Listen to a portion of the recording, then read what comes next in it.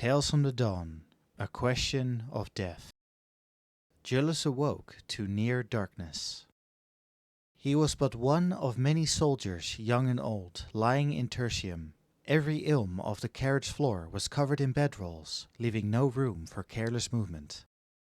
Taking care not to disturb the others, he sat up, straining to make out the hands of the old clock salvaged by who knows who that was hidden somewhere in the gloom.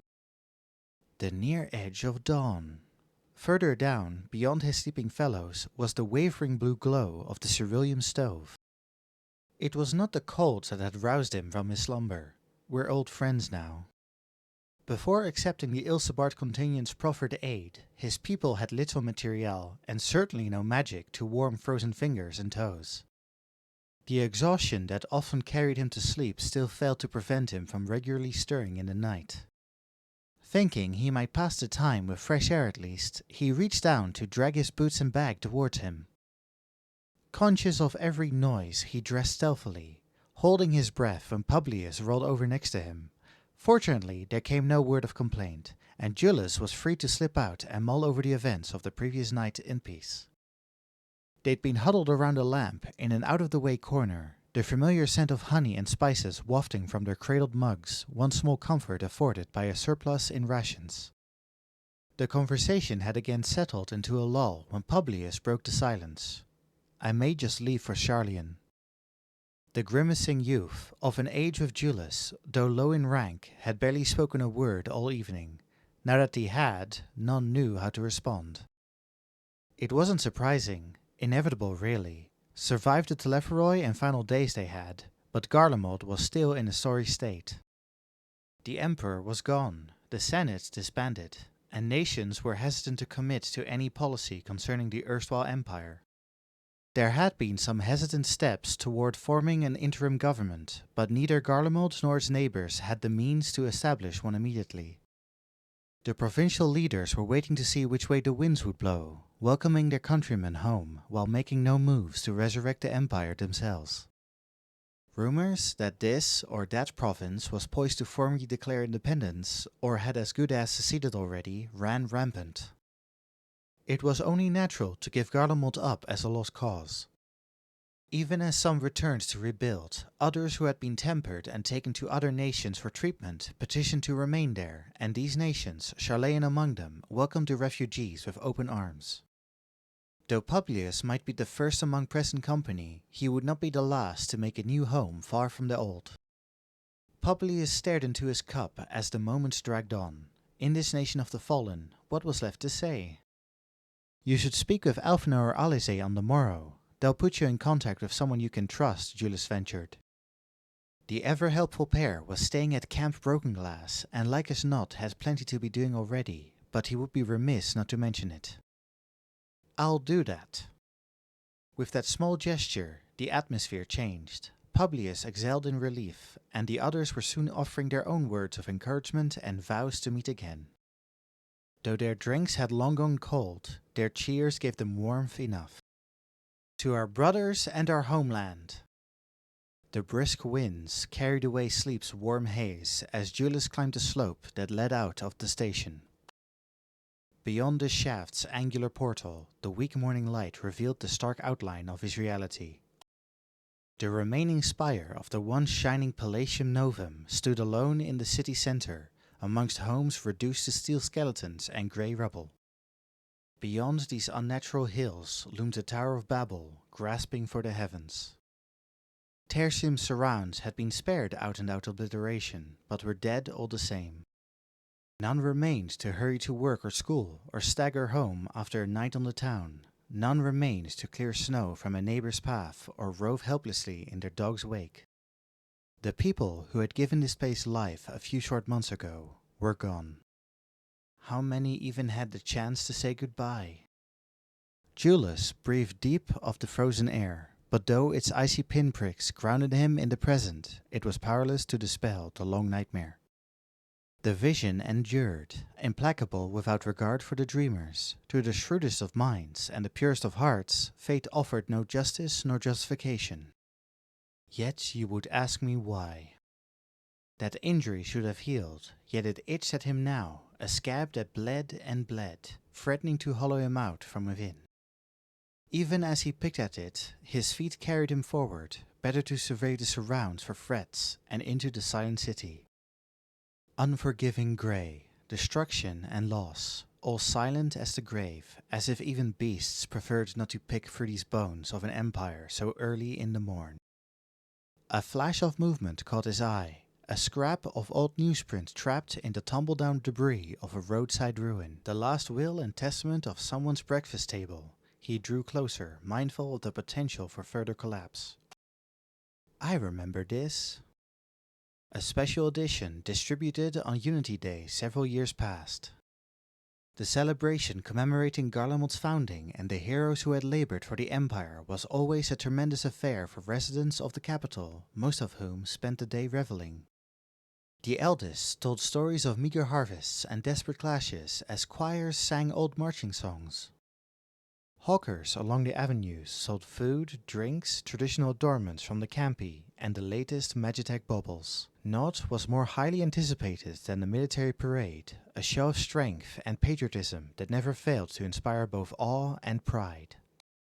Countless soldiers and Magitech units moved in time through the city, beating a steady rhythm towards the Imperial Palace, where the Emperor's family stood assembled to receive them. They led us to greatness, we who formed the vanguard of history's grand march forward. His city was the heart of the world, through which flowed blood stronger than steel, a bond between countrymen that would remain unbroken even should their every enemy join together to oppose them. Glory be to Garlemald. The Unity Day described in this print had taken place while Julius was in the academy, and marked the last year that the ailing Solus had been in attendance. Though the lead article detailing the events and speeches of the day was in tatters, the accompanying portrait of the imperial family remained. At its center, naturally, was the stern visage of Solus Zosgalvus. Though still dignified in his old age, the gaze which he fixed upon the reader was more melancholic than proud. Never saw the man smile once. To the emperor's right stood Titus, second of Solus's sons, along with his wife Aracina and son Nerva. Both Titus and his son had a strange look about them, not dissimilar to the younger Solus found in the history books. On his radiant's left was his grandson Varus, the only legacy of the deceased crown prince Lucius.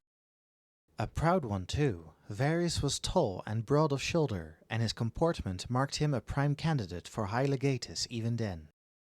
His wife and right hand Carosa had passed away in her prime, and so he was flanked instead by his mother Hypatia. Though she departed to join Carosa a mere year after this portrait was taken, she supported Varus's claim to the throne until the very end. And then there was a young man with a faraway look in his eyes and an air of detachment. Would you be happier had I a good reason? Xenos Galvus. Though his anger had cooled since their encounter on the Emblem Rime, Julius nevertheless found himself wrenched back to the present with no little displeasure. His homeland was gone, that much was plain, even as he clung to the ragged scrap of remembrance. He hadn't known then whence the fervor of that day would lead, but knew well now that it would never be reborn. Even should Garlemald rise from the ashes, its age had ended. And what of us? A new day had dawned, and Julius would not suffer his people to remain in the dark. Yet what star were they to follow? Julius shook out the paper, folded it neatly, and tucked it in his pocket before leaving the ruin behind. The streets were still and silent, his crunching footsteps the only sound. Playing his role of watchman, he investigated the semi-intact structures he came across, but found little of note.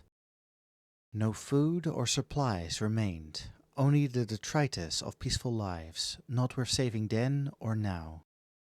A fine layer of ash covered splintered furniture and forgotten trinkets, forming cairns in the gloom.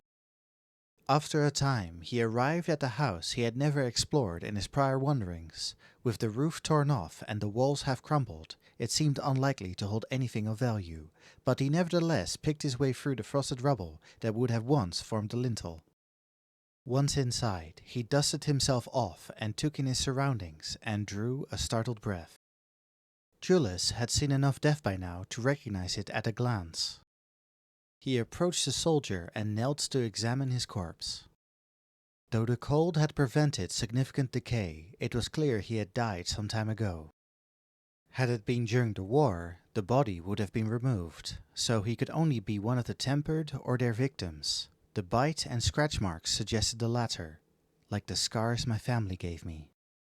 He removed the helmet carefully, not a face he recognized, so probably not a member of the First Legion, just another poor soul who had escaped the tempering, exhausted the last of his strength, and died anyway. Julius would offer no gods-bound prayers as an Eorzean might, but nevertheless set the helmet aside to pay his respects. Though the sentiment rang hollow, he silently encouraged the deceased to find peace with his ancestors and watch over his kin. Alphino and Alize claimed that the Scions had visited the ethereal sea, where all souls returned. There they were healed of their traumas and washed clean of memories, even should not a single prayer be offered on their behalf. Their deeds in life had no bearing on their place within the relentless machinery of death and rebirth, made no more difference than Garlemald's vaunted unity had to its ultimate fate. If the twins spoke true, then what meaning was there in any of it? What was life if not another pointless parade? It occurred to him that this was probably not the most respectful place to ruminate on life's worth. My new friend here would certainly have an opinion. He had no tools for a proper burial, but if he could at least make note of the man's name. Alas, there was no identification to be found, understandably not a priority for you at the time. His armaments were standard issue and provided no hint either, although... what have we here? Gently prising open the corpse's fist revealed the empty case for a Magitech armor identification key. Had it been stolen after his death? That didn't make sense. A thief wouldn't have repositioned the dead man's hand, which had been clutching this thing so desperately, as if in prayer. But if he had reason to hope that a comrade might escape, or that rescue was on the way, then maybe... You gave it away, Julius muttered, as another memory surfaced in his mind. It was summer of the same year as the newsprint he'd found earlier. A friend had insisted he read some poetry collection, and in the spirit of camaraderie, Julius obliged. He had little interest in elegies, often finding them difficult to parse, but one inscrutable passage had stayed with him. Let this be my final gift to you, in death, my love. In death we have the power to bequeath the life we might have had, the possibilities and potential, to others, to grant them what they need to go on. Or so the poet said. Was your key one such gift? Would my mother, my brother, my sister, would they tell me to accept theirs? Lord Quintus, with his suicide, my comrades whom I failed, my countrymen, gone without a word? Did you leave your lives and your love to me? The dead do not answer, yet the wound within ceases its bleeding for a time. If that is our truth, then let it be our meaning, let it be the chain which binds us for generations. Live on in me as I would have in you, and perhaps we may yet live on in others.